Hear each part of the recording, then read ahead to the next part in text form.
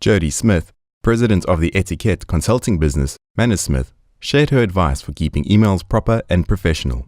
We will take a closer look at some of the points mentioned. Do the following.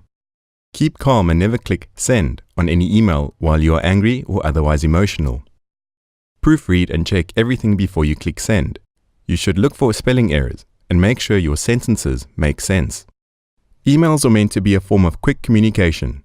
Always be sure you are saying what you need to say efficiently. Avoid doing this. Don't use buzzwords or acronyms. Stick to writing out full words and use simple terms to get your points across. Putting anyone down is a definite no. You never want to say anything bad about someone in an email. Poor punctuation when you are writing a professional email is unforgivable. Keep the exclamation marks to a minimum.